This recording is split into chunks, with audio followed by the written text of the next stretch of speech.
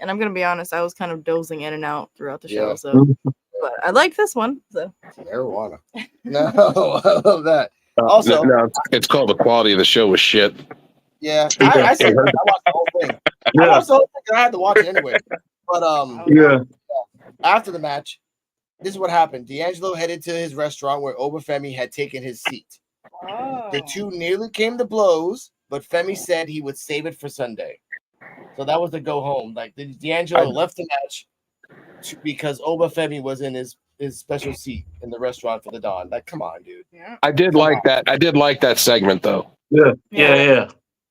I think we missed it. I would have liked it more if Obafemi was just like destroying the Don's car. Just because. No, they have a whole honor code thing going on. So the calm and the monster of Obafemi. Yeah. That sit down. That sit down was deep. Go ahead. Hold up. D-Walk, go. Go ahead. Hey, that sit down was deep. I mean, they had a deep conversation. I mean, like my man was dressed down, and we had a conversation like, "Hey, this has to go down." That is deep to me.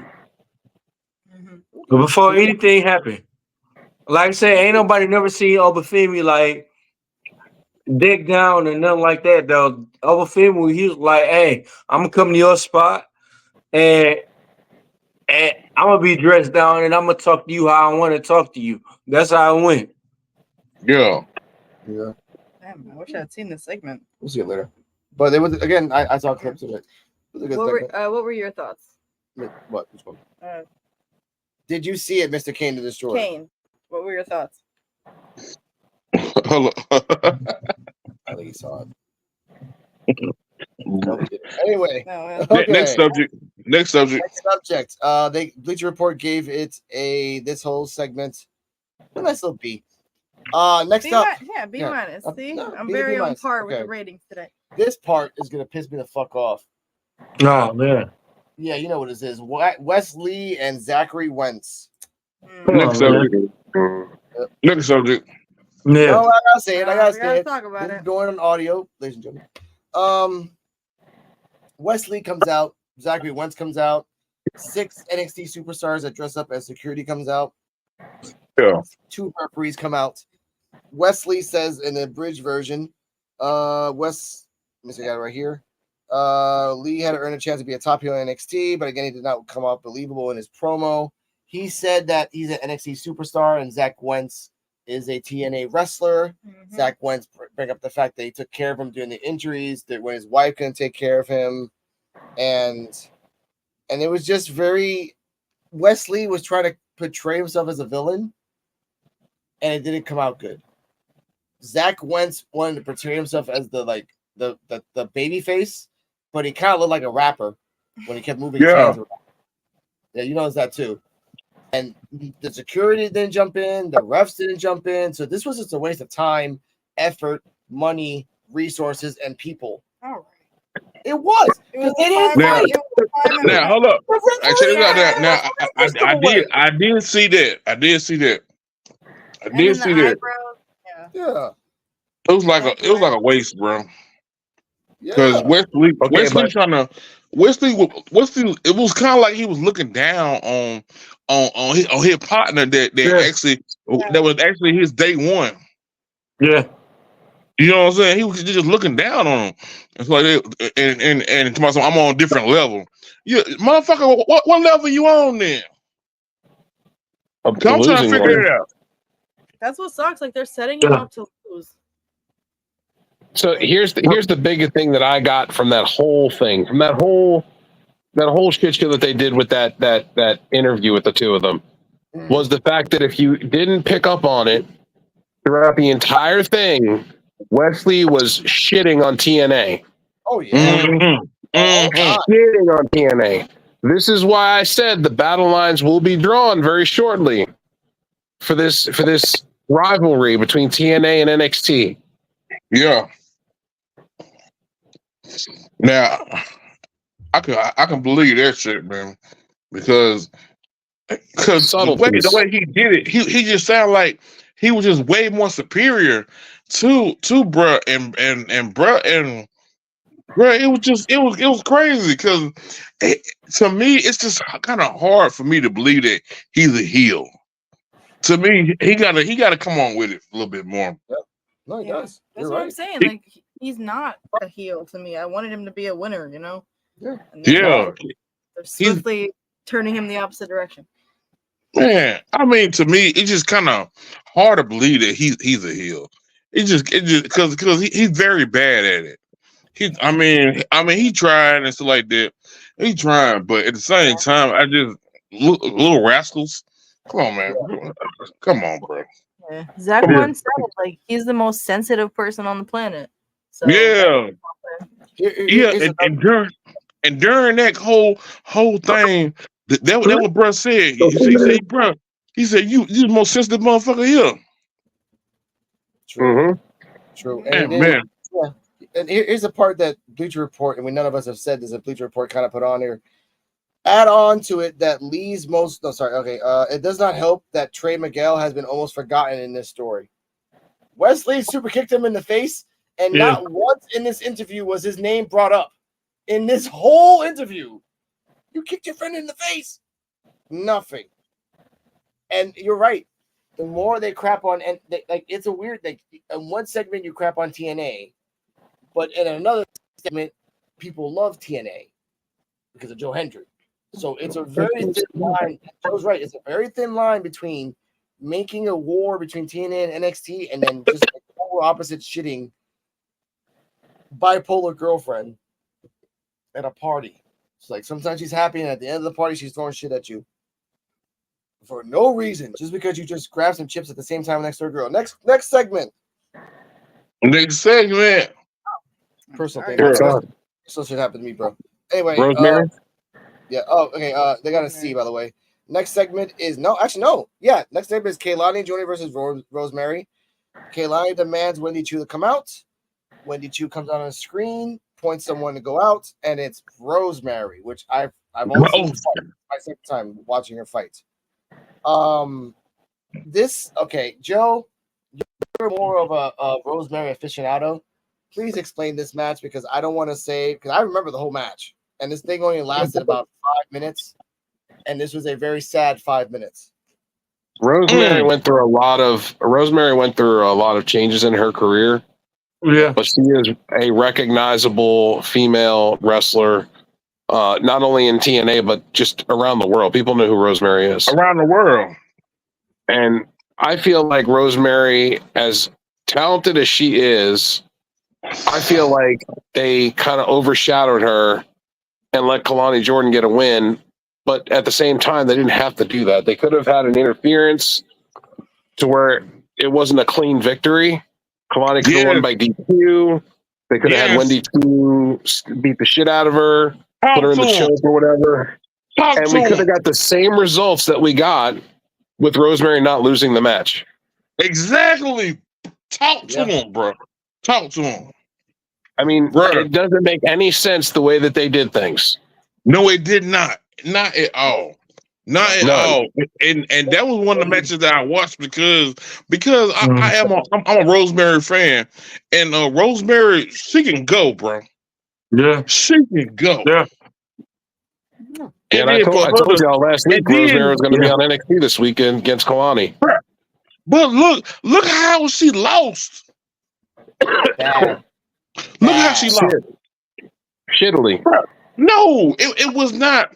It was just more of her putting motherfucker over. Yeah. And bro, man, Rosemary can go, bro. Yep. She always been like that. In percentage wise, this was a 80-20 match. 80 Kaylani, 20 Rosemary. And it was really fucking sad. The only cool thing that Rosemary did in the match that we both saw, that Kaylani did a drop kick while she was on the floor, and then she propped herself back up like a little zombie thing. I'm like, oh, that's pretty cool.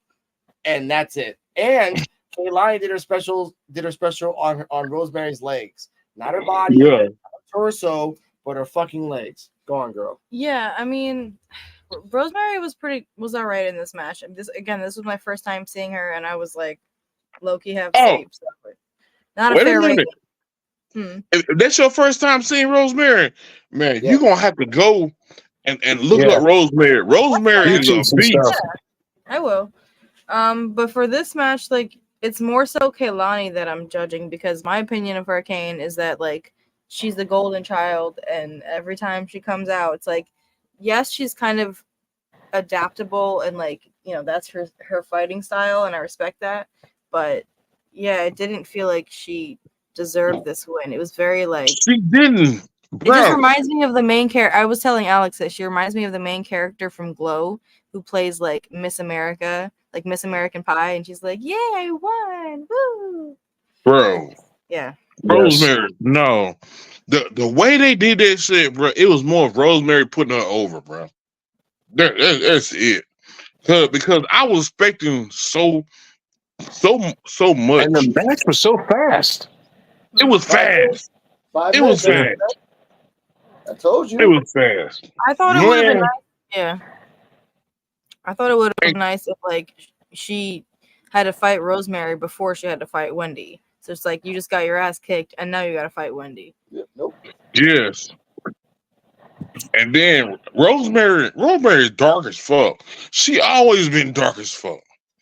She dark as hell. For real. Yeah, seeing her get I squashed like was, Rosemary. seeing her get squashed was not appealing. Yes. Talk to him, Joe. Not Talk appealing to at all. Talk to him. Knowing the Rosemary character and watching her evolve over the years, Talk and to him, then Joe. seeing what NXT did to her, like Talk to him, it's Joe. like, it's disappointing. It's very disappointing. Talk to him, Joe. Talk right. to him. Bruh, that's not the Rosemary that I've been watching for years. Nope. That's not Rosemary that I've been talking to for years. She put old girl over, bro. And then how she did it. Ooh. How she did it. It wasn't no interference. It wasn't nothing. It was just a clean pin. That's not good, bro. I would be interested, Kane, in seeing Rosemary, Wendy Chu, and Abaddon form a group. They will soon in life. That would be Yeah. nice. In life. That's a trio. Yeah. All right. Let's get out of this sadness of things. After the match, Wendy Chu came out a bunch of faces, but she was behind next to the commentary stand. I saw her in a quick second. Came out, did her coquina clutch, I like to call it. And then Bleacher Report says this. By the way, it's a C+ by Bleacher. Rosemary gleefully followed Chu's commands and pushed the Women's North American Championship to her after the match, which she did. I watched it a couple times. She pushed, as you said, Joe, being a ring veteran, she pushed the belt to the person that's supposed to hold it high, like here. Oh shit! There you go. That's called work, dumbass. But yeah, C+ by Typical WWE. They're gonna have Typical. Wendy Chu beats up the babyface, holds the belt high the week of the pay-per-view, and then loses the title match. I think everyone will, except for maybe Jada. But I hope. Anyway, moving on. Brooke Jensen, aka Raven 2.0, versus Malik Blade. Oh, And Lord. This was a squash match. Malik exploded into the scene, and then Jensen failed. What type of elbow drop was that, Joe? If you watched this match, like it reminded me of Randy. It reminded me of Randy, but he kind of like flailed his arms a little bit before he hit the elbow. You know Talking what I about mean? Brooke Jensen? Yeah. I don't know. It kind of reminded me a little bit of a mixture of like Randy and like HBK. Yeah. Yeah. Had that HBK like the sideways deal to it. Mm-hmm. You know what I'm talking about? Yeah. Yeah.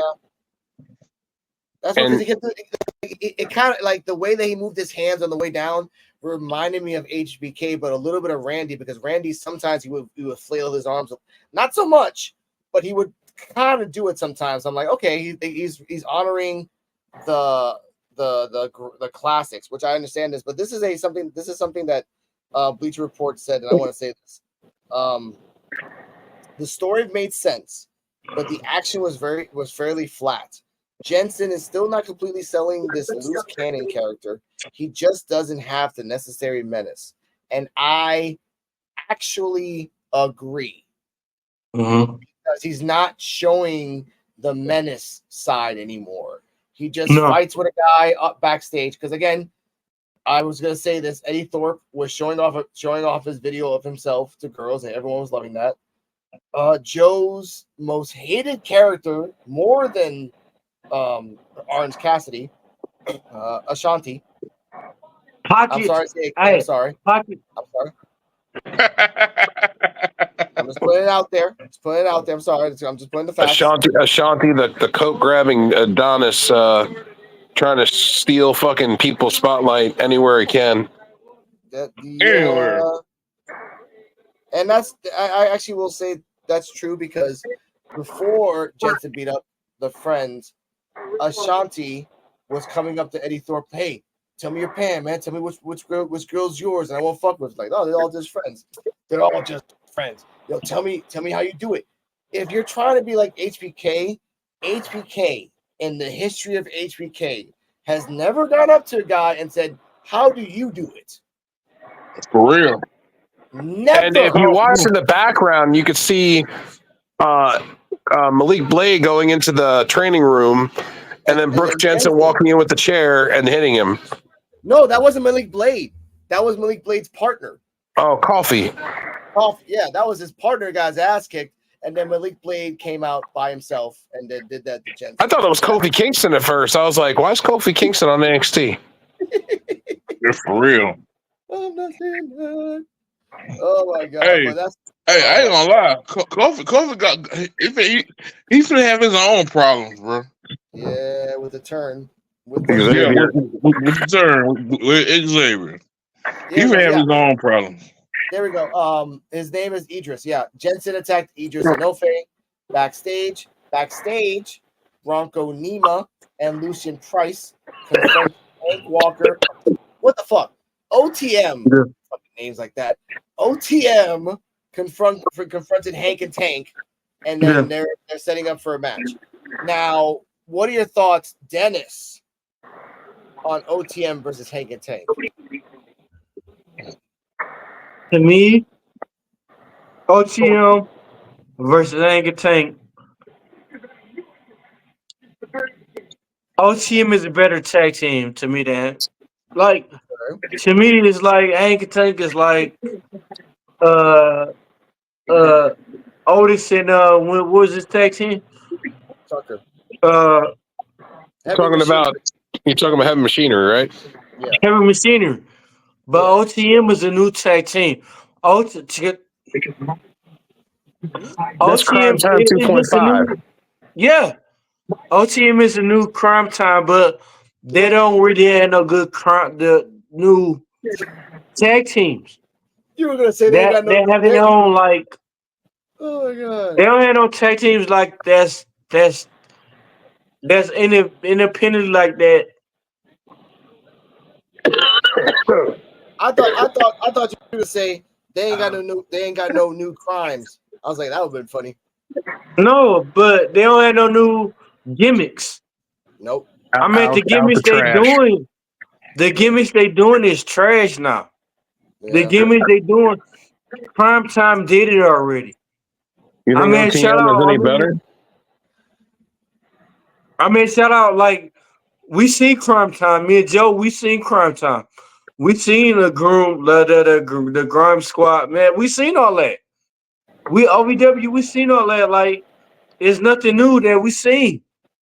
Guess what? You know what the similarities are between all of them? Most of them never won a championship. No.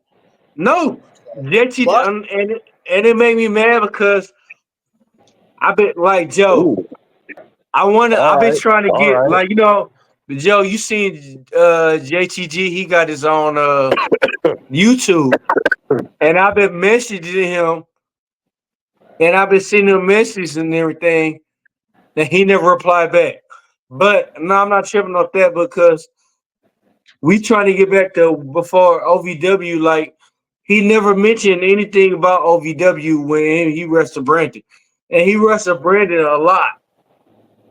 But it's just weird though. Like when wrestling is wrestling, Brandon is part of wrestling. Mr. BKNY is part of wrestling. Yeah. Am I right or wrong, Joe? Yeah. And Well- nobody mentioned him, but Yeah. he's part of wrestling. He's a legend. But like you've seen in WWE, they go for the young, hot, gimmicky tag teams that don't make any damn sense. Mm-hmm. Because remember, this is NXT, home of the vaudevillains, heavy machinery, the dubstep cowboys. Pretty We can go deadly. on. Yeah. No damn sense. Pretty Yeah. deadly. Yes. The Wyatt family, the Matadors. Yeah. They just made a gimmick and they just ran with it.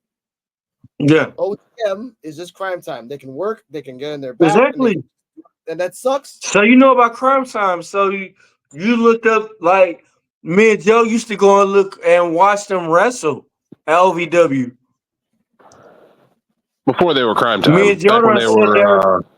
Me and Joe they were the sat there gang like star, the party gang with him. stars. They were called the And that's gang fine. stars back then. Yeah. But right now, OTM is just doing something that they need to get away from. Like they're just Yeah. oh, we're a gangster gimmick. If you're a gangster gimmick, you either never win a belt or win once, or ride the coattails of one of you guys. So Yeah. right now, in the conversation they were having with Hank and Tank, they were riding the coattails of Jada Parker, just fighting, almost ready to fight like Roxanne. Like, don't do that. Like, do your own fucking shit. Don't be like, I oh, mean, yeah, like I said, Jada. like I said, Crime Time is underrated. Yeah. They should have won the tag team titles. Yeah.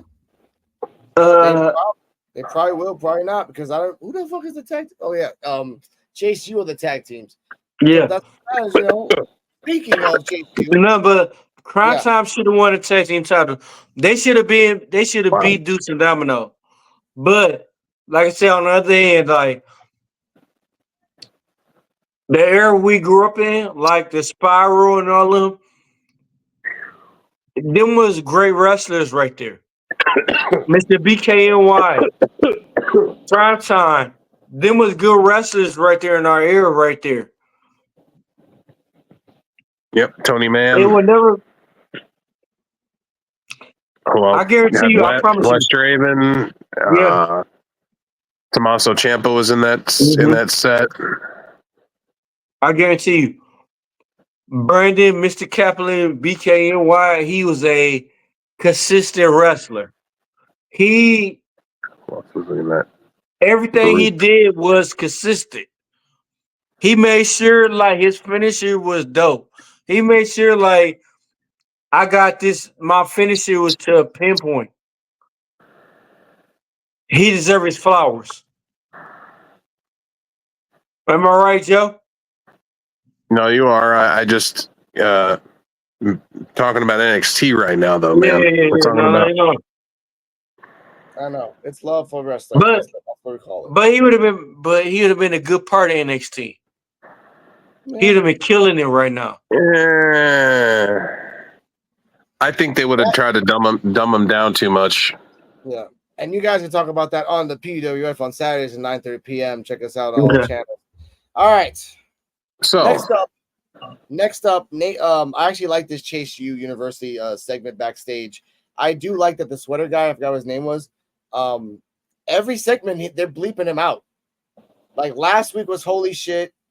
This week was like, we motherfucking did it, guys. I'm like, okay. You're really just pushing it in there. All right, cool. I like that shit. talking about Duke Hudson. Yeah. Yeah. No, not Duke Hudson. The one that has the sweater. And like Oh, always no. has the Chase, you talk about him. Yeah. Andre I was Chase. watching- I was watching those gays. I was like, they never bleeped before. In the last two promos, they've been bleeping. And they usually start with him. Like, that's pretty cool. So that came out. This guy, the one guy that just came to the Chase University, the one that Rich Holland. Rich Holland said that as long as he has the championship belts, he will never leave Chase University, and he will always have their back. And no matter what, and whatever it takes, they will keep the belt for as long as they can. Nathan Frazier and Axiom came out, said that, I used to be the flag bearer, you know me, but this little university is going to be crumbling down when we win the belt, and no mercy. We have no other appointments. We're not doing any speed challenges. We're not going after any cups. We're not going after any belts. We're going straight for the tag team where we're 100% focused. Joe, do you think, obviously Rich Holland put implications of a heel turn because he said in plain black and white, as long as he has the belts, he'll stay with Chase University. So, do you think they're going to lose the belt? Kind of like a hot potato situation here. And then we'll go across the board. If they lose the belt, it's going to be Andre Chase takes the pin. Rich Holland snaps, and all of Chase U turns on Andre Chase. That could work. Yeah, I mean, I think they should turn on Duke Hudson and the other guy. Like those two should get like Duke Hudson and his partner, the one that did the Magic Mike thing last week. But yeah, if you see them all turn on Andre Chase, yeah, you can call it Holland University. Yeah, that would work. This would be like a Cobra Kai situation where he just came in and took all the students away and changed it to a different thing. That kind of could work. Okay, There's your storyline. That's right. That's cool. Kane, your thoughts? You are muted, sir. Yep. Yes, you are. Looking at you, sexy man. There you go. Hold on, he's got to unmute. Hey, can you hear me? Yeah, there you go. Well, be honest though, bro, I ain't gonna lie. I do want to see a little more of this situation, but at the same time, it's just that I don't know, bro. I promise I don't know. Okay. Understandable. Mr. D-Walk, your thoughts on this segment and Rich Holland's betrayal? I give it an E, bro. I mean, like I never honestly got into Rich Holland. Rich Holland. Back from Chase University. Roll the boats. That's fine. I get that. I think this is a good turn for the Chase University as a whole because they're just becoming very like bland. E.A. Hill had their shot. Duke Hudson had his shot. And now Rich Holland is actually winning with Chase. Yeah. If Chase loses, you're right. Dump him. It's still Chase University. And you know what's even worse? You can call it Chase University without Chase, and it makes it matter. You can't call it I'm Chase. Like, no, you left. Like, you're out of here. Just because your last name is Chicago doesn't mean this is Chicago. This is whatever it's called now. It's called Pennsylvania. Shout out to Philadelphia. But moving on to the next segment because we get a little ahead of ourselves here. Joe Coffey with Gallus versus Javon Evans. Or Javon, I lose all the time, Evans. I will say this was a nice start of a setup for Javon and Gallus because he's probably going to fight everyone one-on-one. And lose to all of them. Yeah, probably lose all of them. Until he gets a tag team and then he'll win in a tag team or in a trios. I don't know what their idea is because, and again, even I believe this as well as Bleacher Report. He can be a good opponent for Ethan Page. He can. It'll be a good matchup. Ethan Page is not a high flyer. Ethan Page doesn't bounce like Javon does. So that could be a great match. But if you keep losing, you can't lose your way to the top. This isn't WWE 2014 to 16. We don't do that shit anymore. We just call shit out or go to like a official and then boom. You know, I'm just so I'll give that. I'll give that. Javon Evans is nothing but a developmental talent. That's it. Okay. I'm not gonna say that. He's I'm not a gonna say stepping that. stone for everybody else. I would say that Javon Evans is a prospect that they see because he's 22 years old. The guy can jump like fucking the guys from AEW. Okay. Those top flight. So he's Ricochet, but he's smaller. Exactly. He's cheaper. And he can Yeah, last but more. at the same point, look what they did with Ricochet. They let him go because they used him up to his potential, drained him But dry. they were never going to let him be anything more than where he was.